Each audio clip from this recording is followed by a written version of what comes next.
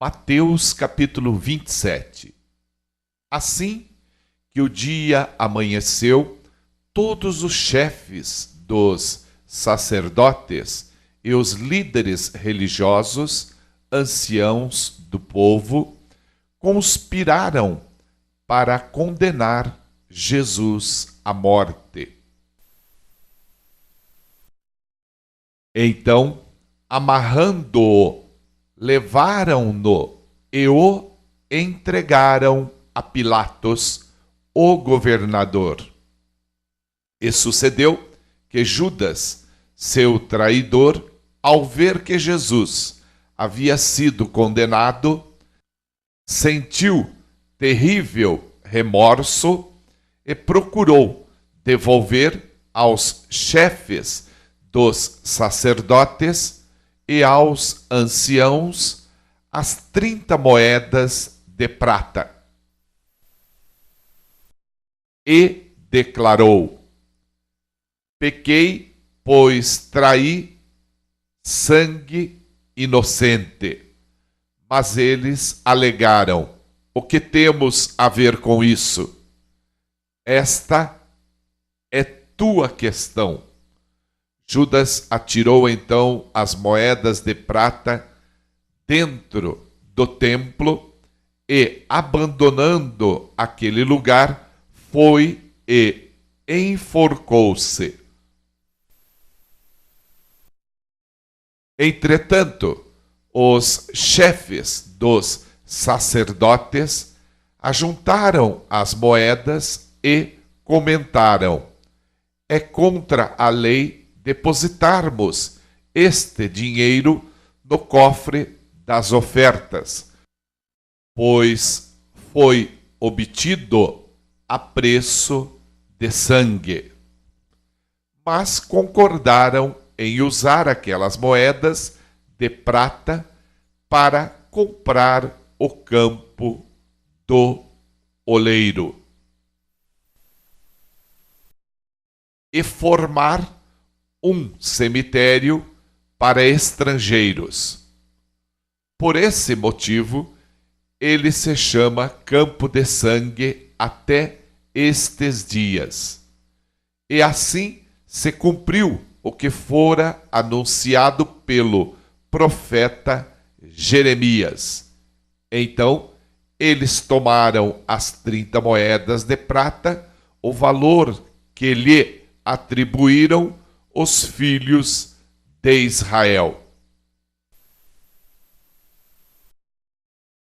e as usaram para comprar o campo do oleiro, assim como o Senhor me havia indicado. Jesus foi conduzido à presença do governador e este o interrogou: és tu o rei dos judeus? Afirmou-lhe Jesus: tu o dizes. Então passou a ser acusado pelos chefes dos sacerdotes e pelos anciãos, mas ele nada respondeu. Foi quando lhe questionou Pilatos: não ouves a acusação que todos levantam contra ti? Jesus, entretanto, mantinha-se em absoluto silêncio, e por isso ficou o governador fortemente impressionado. Contudo, por ocasião da festa, era costume do governador dar liberdade a um prisioneiro escolhido pelo povo. Detinham eles, naqueles dias, um criminoso muito conhecido de todos, chamado Barrabás. Então Pilatos dirigiu-se a multidão que ali se havia reunido e lhes propôs: a quem desejais que eu vos solte? A Barrabás ou a este Jesus, que é chamado de Messias? Isso porque tinha conhecimento de que o haviam entregado por inveja. E aconteceu que, estando Pilatos sentado no trono do tribunal, sua esposa lhe enviou a seguinte mensagem: não faças nada contra este homem inocente, pois hoje, em sonho, muitas coisas sofri por causa dele. Todavia, os chefes dos sacerdotes e os anciãos influenciaram a multidão para exigir o livramento de Barrabás e a execução de Jesus. Então, o governador entregou à multidão o dilema: qual dos dois homens quereis que eu vos deixe livre? Exclamaram eles: Barrabás. Pilatos ainda questionou-lhes: se assim é, que farei de Jesus, que é chamado de Messias? Bradaram todos: crucifica-o. Outra vez insta Pilatos: por quê? Que crime cometeu este homem? Apesar de tudo, a multidão esbravejava ainda mais furiosa: crucifica-o. Percebendo Pilatos que não conseguia demover o povo, mas, ao contrário, um princípio de tumulto já era visível. Ordenou que lhe trouxessem água, lavou as mãos diante da multidão e exclamou: estou inocente do sangue deste homem justo. Esta é uma questão vossa. E todo o povo respondeu: caia sobre nossas cabeças o seu sangue e sobre nossos filhos. Diante disso, Pilatos soltou-lhes Barrabás, mandou que Jesus fosse flagelado e o entregou para ser crucificado. E sucedeu que os soldados do governador conduziram Jesus ao pretório e agruparam toda a tropa ao redor dele. Despojaram-no de suas vestes e o cobriram com um manto vermelho vivo. Trançaram uma coroa de espinhos e a forçaram sobre sua cabeça.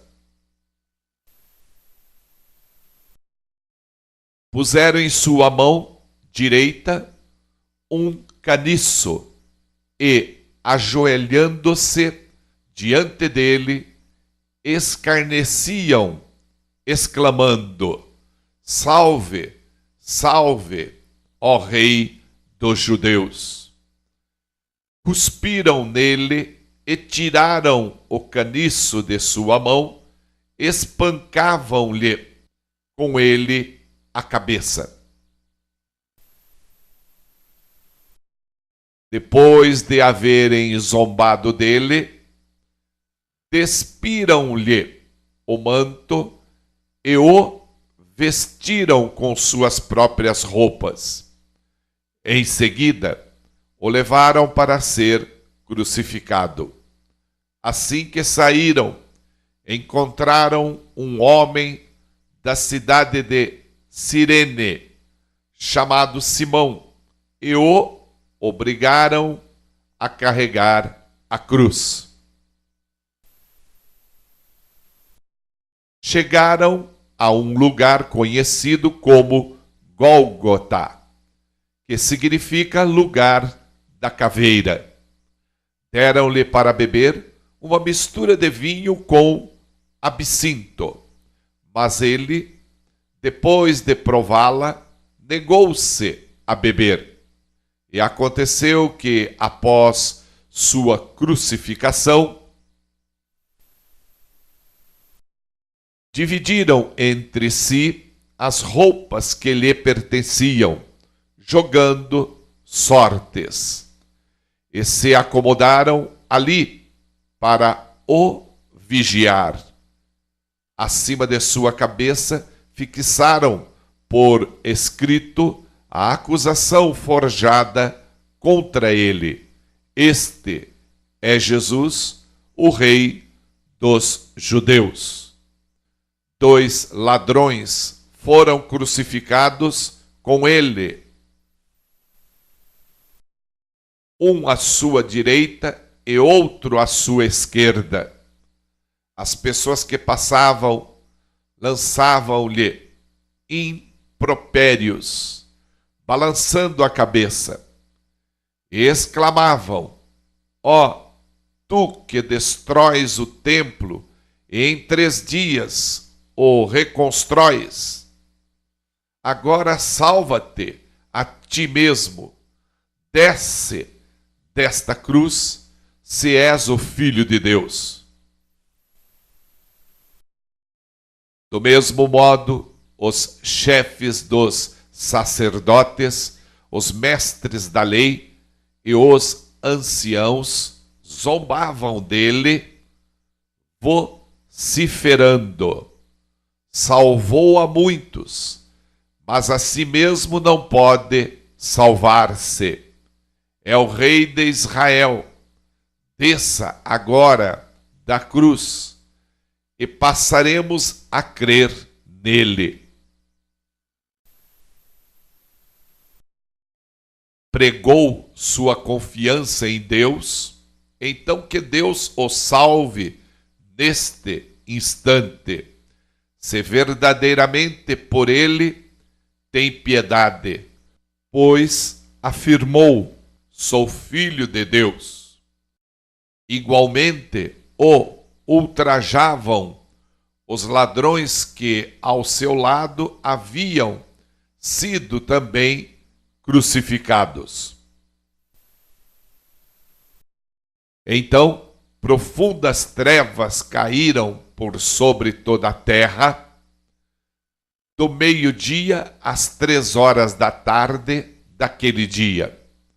E por volta das 3 horas da tarde, Jesus clamou com voz forte: Eloi, Eloi, lama sabactani, que significa: meu Deus, por que me abandonaste?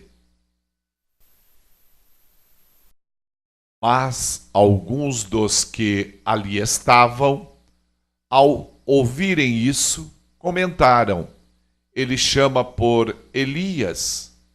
Sem demora, um deles correu em busca de uma esponja, embebeu-a em vinagre, colocou-a na ponta de um caniço, ergueu-a até Jesus e deu-lhe a beber. Entretanto, os outros o censuraram: deixa, vejamos se Elias vem livrá-lo.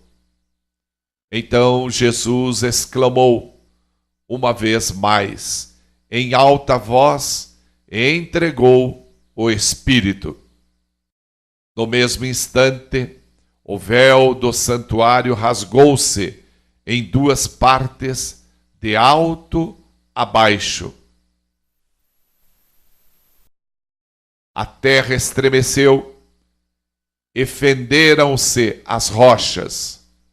Os sepulcros se abriram e os corpos de muitos santos que haviam morrido foram ressuscitados. E, deixando as sepulturas, logo após a ressurreição de Jesus, entraram na Cidade Santa e apareceram para muitas pessoas. E aconteceu que o centurião e os que com ele vigiavam a Jesus, vendo o terremoto e tudo o que se passava, foram tomados de grande pavor e gritaram: é verdade, este era o Filho de Deus. Estavam presentes várias mulheres, observando de longe. Eram discípulas que vinham seguindo Jesus desde a Galileia para o servirem, entre as quais estavam Maria Madalena, Maria, mãe de Tiago e de José, e a mãe dos filhos de Zebedeu. Ao pôr do sol, chegou um homem rico de Arimateia, por nome José, o qual havia se tornado discípulo de Jesus. Teve ele uma audiência com Pilatos para pedir-lhe o corpo de Jesus, e Pilatos ordenou que lhe fosse entregue.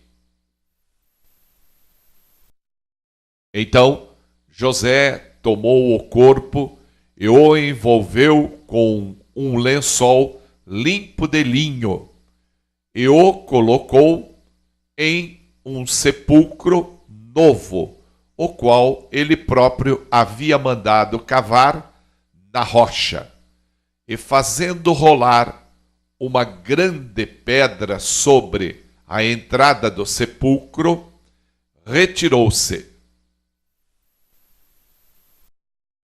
Estavam ali, assentadas em frente ao sepulcro, Maria Madalena e a outra Maria.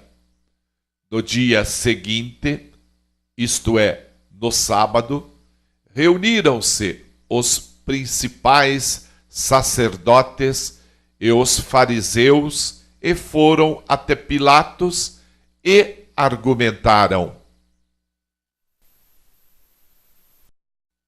Senhor, recordamo-nos de que aquele enganador, enquanto vivia, prometeu: passados 3 dias ressuscitarei. Manda, portanto, que o sepulcro dele seja guardado até o 3º dia, para que não venham seus discípulos e, raptando o corpo, proclamem ao povo que ele ressuscitou dentre os mortos. E esta derradeira fraude cause mais dano do que a primeira. Ao que ordenou Pilatos: levai convosco um destacamento.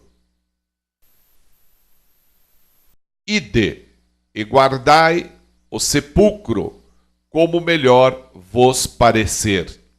Seguindo eles, organizaram um sistema de segurança ao redor do sepulcro e, além de manterem um destacamento em plena vigilância, lacraram a pedra.